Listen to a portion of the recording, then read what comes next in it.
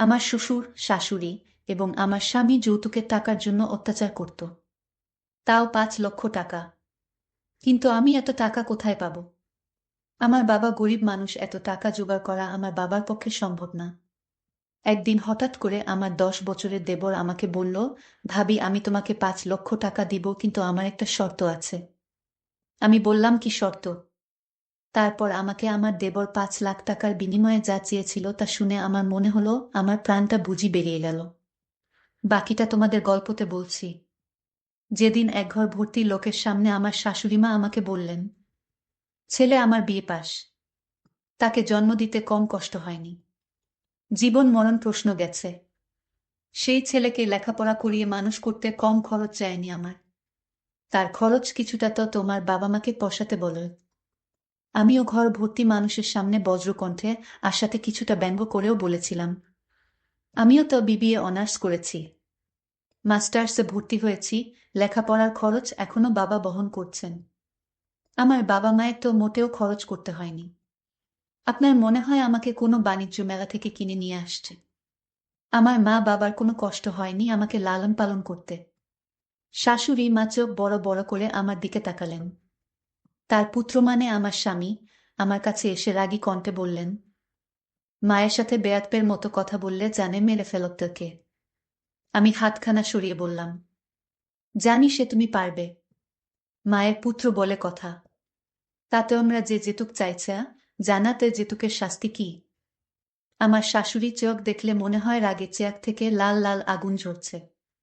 পারলে সে আগুনে আমাকে ছাই করে ফেলেন। তিনি বললেন, আমরা তো আর যেতুক চাইছি না। বিয়ের পর মেয়ের শ্বশুর বাড়িতে এটা সেটা দেয়, মেয়ে জামাতার সুখ দুঃখে টাকা দেওয়া যেতুক কেন হবে? এসব উপহার দেয়া তো সমাজের নিয়ম। সেটা কি তোমার বাবা জানেন না? জি মা, বর্তমান সমাজে যেতুকের আরেক নাম উপহার। শাশুড়ি মা বেশ রেগেই বললেন, নিজের মেয়ে জামাইকে এতটুকু সাহায্য করতে না পারলে তোমার বাবা মেয়ে কেন বিয়ে দিলা? ঘরে খুঁটি করে রাখত। তারা তো আর আপনাদের উপহার চাইবার নিয়ম জানতো না, তাই বিয়ে দিয়েছেন। বেশি কথা বলবা না। মুখে মুখে তর্ক আমার পছন্দ না। বাবার বাড়ি থেকে টাকার ব্যবস্থা করে না আনতে পারলে তালাকনামা হাতে ধরিয়ে দিব। তারপর ঘর থেকে বের করে দিব। আমি কাচুমাচু মুখ করে বললাম, এমনটা করবেন না প্লিজ মা। তালাক হলে লোকে কি বলবে? সমাজে মুখ দেখাব কি করে? আমার জীবন তো নষ্ট হয়ে যাবে। আমি এখনই বাবার বাসায় গিয়ে তাকে বলছি। তিনি যেভাবেই হোক টাকার ব্যবস্থা করে ফেলবেন। দেখলাম তাদের চোখে মুখে বিশ্বজয়ের আনন্দ। আমি বোরকাটা পরে বাড়ি থেকে বের হবার সময় মাথা নিচু স্বামীকে বললাম, আমার কাছে বাড়ি যাবার রিক্সা ভাড়া নেই। তিনি ১০০ টাকার একটা নোট আমাকে দিলেন। আর বললেন, কথা বলে জলদি বাড়ি ফিরবি। আমি টাকাটা নিয়ে ঘর থেকে বের হতে হতে শুনলাম শাশুড়ি বললেন, কাকে কিভাবে পরাস্ত করতে হয় আমার জানা আছে। কার দুর্বলতা কি আমি জানি। আমি চিন্তায় পড়ে গেলাম। কেমন করে এত টাকা জোগাড় করব? আমার বাবা একজন অসহায় মানুষ, তিনি এত টাকা কোথায় পাবে? আমিও কিছুই ভাবতে পারছি না। কি করব আমার মাথায় কাজ করছে না। আসলে মেয়েদের কপালটা এরকমই হয় নাকি? আমি যদি টাকা নিয়ে বাড়িতে ফিরতে না পারি, তাহলে আমাকে তালাকনামা দিয়ে দিবে। আমি এটা কিভাবে সহ্য করব? আমি তা কিছুতেই সহ্য করতে পারব না। মানুষের জীবনে বিয়ে একবার হয়। এসব দুশ্চিন্তা আমার মাথায় ঘুরপাক খাচ্ছিল। আমি এখন কি করব? এসব ভাবতে ভাবতে বাবার বাড়ি গেলাম। বাবার বাড়ি গিয়ে দেখি বাবা অসুস্থ। আমার মা মারা গেছেন আমার বয়স যখন ১০ বছর তখন। আমাকে আমার বাবা খুব কষ্ট করে বড় করেছে এবং লেখাপড়া করিয়ে মানুষ করেছে। আমার নামটা মা রেখেছিল আয়শা। বাবা আমাকে ধুমধাম করে বিয়ে দিয়েছিল। যাই হোক, বাবার অসুস্থতা দেখে আমি কিছুতেই শ্বশুরবাড়ির ঘটনাটা শেয়ার করতে পারছি না। বাবা শুনলে হয়তো বাবার মনটা অনেক খারাপ হয়ে যেতে পারে। এমনও হতে পারে বাবার অসুস্থতাও বেড়ে যেতে পারে। আর তাই বাবাকে বলতে পারছি না, কিন্তু বাবা ছাড়া আমার যে পৃথিবীতে আর কেই নেই। বাবাকে তো বলতেই হবে। আমি কি করব এসব ভাবতে ভাবতে আস্তে করে বাবাকে ডাক দিলাম। বাবা আমার ডাক শুনে বিছানা থেকে উঠে বসল। কিরে মা, তুই কখন আসলি? একাই আসলি নাকি? জামাই আসে নাই, আর তোর মুখটা এমন শূন্য দেখাচ্ছে কেন মা? তোর কি হয়েছে মা, আমায় খুলে বল মা। বাবাকে জড়িয়ে ধরে কান্না করে বললাম, বাবা, আমার শ্বশুর শাশুড়ি, আমার স্বামী তার আমার কাছে যৌতুক চাচ্ছে। বলেছে 5 লাখ টাকা নিয়ে যেতে। যদি 5 লক্ষ টাকা না নিয়ে যেতে পারি তাহলে সে আমারে তাদের বাড়িতে রাখবো না, ডিভোর্স দিয়ে দিবে বাবা। আমার বাবা আমার কথা শুনে বলল, মা তুই কোনো চিন্তা করিস না, আমি টাকার ব্যবস্থা করতেছি। কিন্তু বাবা কোথায় থেকে টাকার ব্যবস্থা করবে? আমাদের তো বাড়ির জায়গাটা ছাড়া আর কিছুই নেই। আমার বাবা বাড়িটা বন্ধক দিতে চাইল, আমি তখন বাধা দিলাম। না বাবা, আমার জন্য বাড়িটা বন্ধক দিলে তুমি কোথায় থাকবে? আর টাকা শোধ করতে না পারলে তো এই বাড়ি নিয়ে যাবে। তার চেয়ে বরং আমি আমার স্বামীর বাসায় ফিরব না, আর যাব না। আমি তোমার সাথেই বাড়িতে থাকি। তারপরের দিন আমার দেবর আসলে আমার বাড়িতে এসে বলল, ভাবি তুমি অনেক সুন্দরী লক্ষ্মী একটা মেয়ে, তোমার প্রতি ভাইয়া আমার মা এরকম যৌতুকের জন্য তোমাকে নির্যাতন করতে পারে। এটা আমার কাছে খুবই খারাপ লাগে ভাবি। আমার দেবরের নাম জিনুক, বয়স মাত্র 10 বছর। আর এই 10 বছরের দেবর আমার কোনো কষ্ট দেখতে পারত না। আমার দেবর ছোট মানুষ, বলতে গেলেই একটা বাচ্চা মানুষ। যাইতোক দেবর আমায় বলল, ভাবি আমি তোমাকে 5 লাখ টাকা দিব, কিন্তু একটা শর্ত আছে। আমি বললাম, কি শর্ত? আর তুমি ছোট মানুষ, তুমি এত টাকা কোথায় পাবে? আরে ভাবি, আমি ছোট হলে কি হবে? আমার মাথায় যে জ্ঞান আছে, তোমার মাথায় সেই জ্ঞান নেই। এবং কি আমার ভাইয়াও তা পারবে না। আমি তো আমার দেবরের কথা শুনে অবাক, কি বলে পাগলের মতো। তবে ভাবি আমার একটা শর্ত আছে, যদি শর্ত মানতে রাজি হও তাহলে আমি তোমাকে টাকা দিব। আমি বললাম, নিজে একটা চকলেট কিনে খেতে পারে না, আর সে নাকি আমাকে 5 লাখ টাকা দিবে। আচ্ছা বলো তোমার কি শর্ত, তাহলে তোমাকে আমি 2 দিনের জন্য দূরে কোথাও নিয়ে যাব। আমি যা বলবো তোমার তাই করতে হবে। আমার সব কথা তোমার শুনতে হবে। ভাবি আমি যা করতেছি তোমার ভালোর জন্যই করব। আমি তোমার খারাপ চাইব না কখনো। আমি মনে মনে চিন্তা করলাম, মাত্র 10 বছরের একটা ছেলে, মানে আমার দেবর, সে আমাকে দূরে নিয়ে কি করবে? এই ছোট ছেলেটার মতলব কি? কিন্তু একটা কথা আমার মাথায় আসছে না, যে মাত্র 10 বছরের ছেলে, সে আমার কাছে কি চায়। না, আমি মনে মনে চিন্তা করলাম, আমি তাকে বলবো, আগে টাকাগুলো দেখাও, তারপর তুমি যা বলবে আমি তাই শুনব, এবং তার মতলবটা আমি বুঝব আসলে কি চায়। তারপর আমি তাকে ডাক দিলাম, ঝিনুক, তোমার সাথে যাওয়ার আগে তোমার কাছে টাকা আছে কিনা সেটা দেখতে হবে। তুমি দেখাও টাকাগুলো, তারপর আমি তোমার সাথে যাব। তখন সে আমাকে তার ব্যাগ থেকে সবগুলো টাকা আমাকে দেখালো। আমি তা দেখে প্রায় অজ্ঞান হয়ে যাওয়ার মতো অবস্থা। আমি বললাম, এত টাকা তুমি কোথায় পেলে? সে বলল, ভাবি আমি টাকাগুলো আমার বাবার সুইটকেস থেকে চুরি করেছি। আমি বললাম, কেন করলে চুরি? কেন করেছি? আমি তোমাকে তো বললাম তোমাকে দূরে কোথাও নিয়ে যাব, 2 দিনের জন্য, তার বিনিময়ে তোমাকে টাকাগুলো দিয়ে দিব। আমি তাকে প্রশ্ন করলাম, আমাকে দূরে নিয়ে গেলে তোমার লাভ কি? আমার লাভ ক্ষতি সেটা তোমার ভাবতে হবে না ভাবি। তুমি যাবে কি না বলো? আমি বললাম, তোমার সাথে আমি ঘুরতে গেলাম এবং তুমি যা বলবে তা শুনলাম। কিন্তু তোমার বাবা যদি জানতে পারে তুমি টাকা চুরি করেছ তাহলে তো তোমাকে পিটাবে। আমি বললাম, সে চিন্তা তোমার করতে হবে না। বেশি কথা না বলে আমার সাথে চলো। আমি তার মনের উদ্দেশ্যটা জানার জন্য তার সাথে ঘুরতে যেতে রাজি হলাম।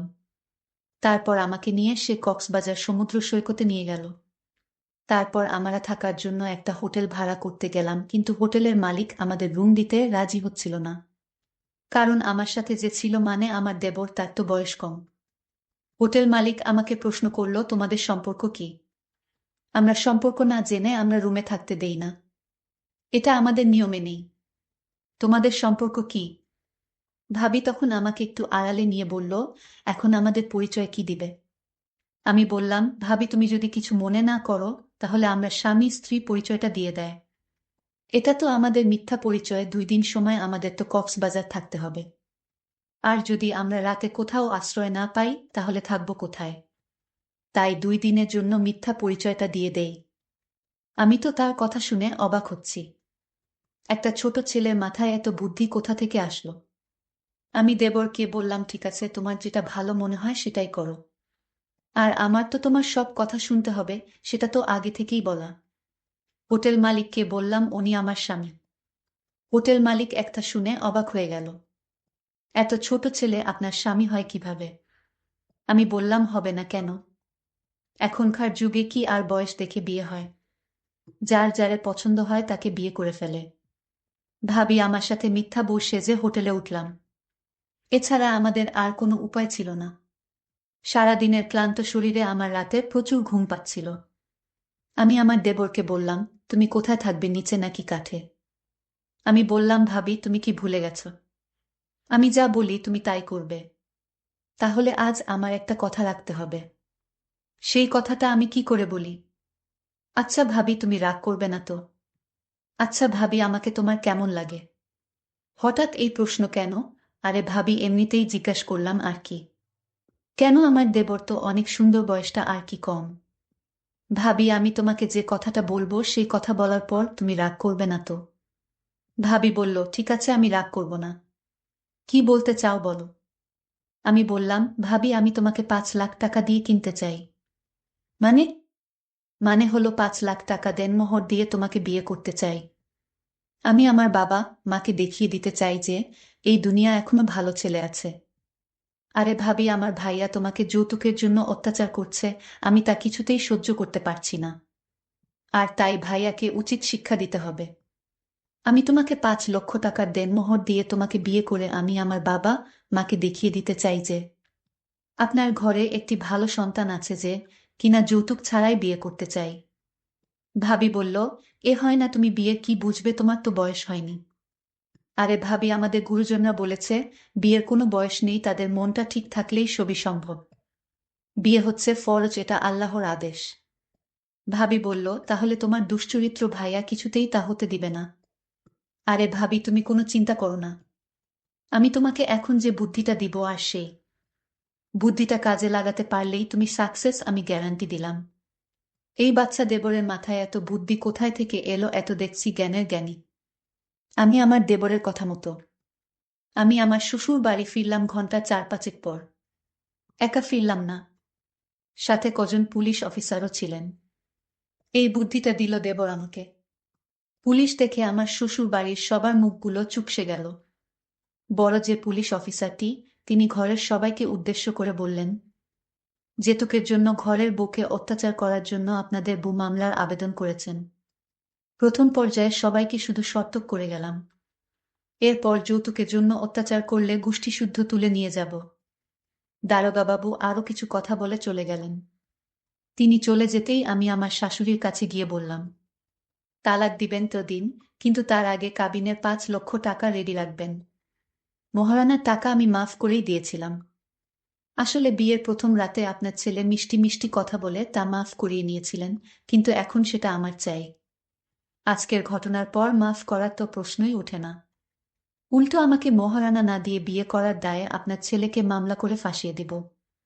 ও হ্যাঁ, আমাকে মারার চিন্তা ভুলেও করবেন না।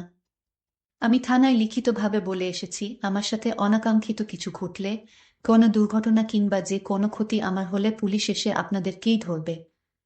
আর হ্যাঁ, আমার কাবিনের টাকা রেডি করে জলদি আমাকে মুক্তি দিন। এমন লোভী পরিবারে থাকতে আমার গা গিন গিন করছে। এখন বাবার বাড়ি যাচ্ছি, নয়তো দেখা যাবে আমাকে মেরে অ্যাক্সিডেন্ট বলে চালিয়ে দিবেন। পরে পুলিশ আপনাদের ধরে শুলে চড়ালেও তো আমি তা দেখতে পারবো না, জীবিত হব না। নিজের সেফটি ফার্স্ট। তবে এ কার্টুনদের বেশি সময় দেখার মতো সময় আমার হাতে নেই। তারা নিশ্চিত ভাবতে পারছে না একটা চোরের মূল্য এবং আমাকে শোনানো কিছু অকথ্য ভাষা, আর যেতুক চাইবার মূল্য তাদের এভাবে দিতে হবে। সকালে আমাকে যেতুকের দাবি করে চর না মারলে আজ আমি তাদের লক্ষ্মীমন্ত ঘরের বউ থাকতাম। তারা আমার শান্তশিষ্ট বিড়ালের মতো রূপটা দেখে ভেবেছিলেন আমাকে যাই মারুক, আমি তাদের পায়ের কাছে গিয়ে মিউ মিউ করব, কিন্তু তারা মানুষ চিনতে ভুল করেছে। বিয়ের আগে আমার নামে ভালো করে খোঁজ করলে জানতো বিড়ালের মুখোশ পরা একটা বাঘিনীকে তারা পুত্রবধূ করেছে। যেই আমি অন্যের সাথে অন্যায় হওয়াকে সমর্থন করি না, সে কিনা নিজের সাথে অন্যায় মুখ বুঝে সহ্য করে নিবে। হ্যাঁ, বিপদ আপদে আপন মানুষই আপন মানুষের পাশে দাঁড়ায়, সাহায্য করে। সে হোক ভাই বোন, আত্মীয়, বন্ধু কিংবা মেয়ে জামাই, কিন্তু সাহায্য চাইবারও ধরন আছে।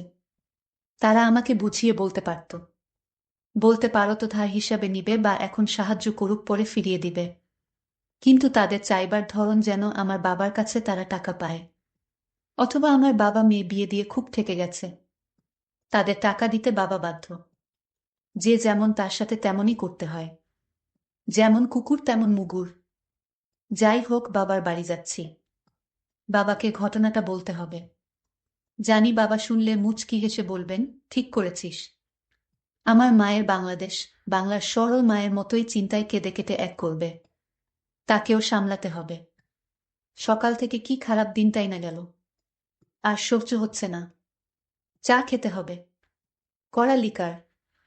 আমি বাবাকে বললাম, বাবা এমস্ত কিছু করেছে এবং আমাকে বুদ্ধি দিয়েছে আমার 10 বছরের দেবর। তার কোনো তুলনা হয় না। তার মাথায় এত বুদ্ধি আল্লাহ দিয়েছেন। আজ যদি এমন একটা দেবর আমার পাশে না থাকতো, তাহলে আমার কি অবস্থা হতো বাবা? আমার কথাগুলো শুনে বাবা কান্না গলায় বলল, তোর দেবর কোথায়, ওকে ডাক, ওকে আমি সেলুট জানাই।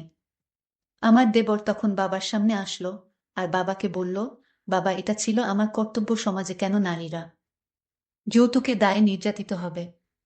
তার কিছুদিন পর আমি আমার স্বামীকে ডিভোর্স দিয়ে দিলাম। বাবার সম্মতিতে আমি 10 বছরের লক্ষ্মী দেবরকে বিয়ে করে নিলাম। আমি এমনি একটা ভালো ছেলে চেয়েছিলাম। আল্লাহর কাছে চাইলে খালি হাতে ফেরত দেন নাই। আমি বিয়ের আগে নামাজ পড়ে দোয়া করতাম, আমি, হে আল্লাহ, তুমি আমার জীবনে একটা ভালো মানুষ দিও। আজ সেই আশা আল্লাহ পূরণ করেছে। যেতুক নামক সামাজিক ব্যাধির চিকিৎসা কিছুটা কেশলে করতে হবে।